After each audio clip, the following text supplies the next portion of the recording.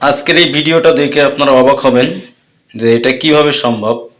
দেখতেই পাচ্ছেন অল্প জায়গায়, ছোট জায়গার ভিতরে আম কাঁঠাল চাষ করা হয়েছে। একটা মাত্র ফুলদানির ভিতরে কাঁঠাল, কত বড় বড় কাঁঠাল আপনারা দেখতে পাচ্ছেন।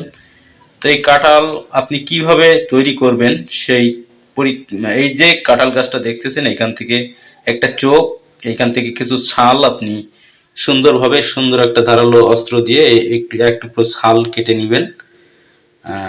সুন্দরভাবে একটা গিট থাকবে। তো এই গিটের উপরে অংশে এখানে দেখতে পাচ্ছেন রসুন।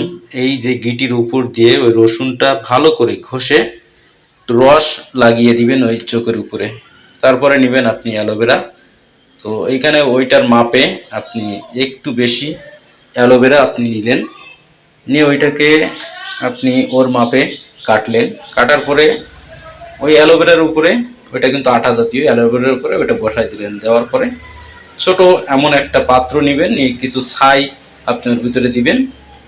ছাইটা দিয়ে ছাইয়ের উপরে আবার কিছু ছাই দিয়ে এইভাবে পানি দিয়ে ভিজিয়ে দিয়ে পলিথিন দিয়ে মুখটা আটকায় রাখবেন। তো কিছুদিন পরে এটা আপনি দেখবেন এই যে গাছ হয়ে গেছে। সেই চোখের থেকে কিন্তু ওই যে গিট ছিল, গিটির থেকে কিন্তু গাছ। এখন আপনি জল দিবেন, পরিমাণ মতো জল দিবেন।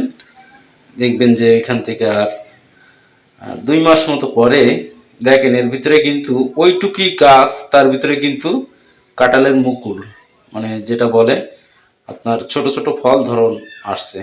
তো এখন আমি জায়গাটা পরিবর্তন করে দেবো। এখন মাটির ভিতরে দিলাম আর একটা পাত্রে মাটি, তার সাথে ছাই, আপনার গোবরের সার, ভার্মি কম্পোস্ট সার মিক্সার করে একসাথে মাটিতে দিয়ে আলাদা একটা পাত্রে দিয়ে দিলাম। তো এইটা আবার এখান থেকে 15-20 দিন মতো এতেই আপনার পানি দিতে হবে, পরিচর্যা করতে হবে। তো আমি এখন দেখেন এখান থেকে 15-20 দিন পরে আপনার দেখেন এই পটে কিন্তু আর এই পাত্রে এটা আর কিন্তু শক্তি পাচ্ছে না। তো এখন আমার এটা পরিবর্তন করতে হবে। আবার একটা বড় ফুলদানির মতো একটা বড় একটা নাদা নিলাম, নিয়ে তার ভিতরে আবার কিছু অ্যালোভেরার দিয়ে দিলাম তলায়, দিয়ে ওইটা আবার ওই সুন্দরভাবে মাটি সার ছাই দিয়ে দেখেন ওইখান থেকে 3 মাস পরের এই ভিডিওটা। তো দেখেন সামান্য একটা ফুলদানির ভিতরে কিন্তু আপনার কাঁঠাল ধরছে।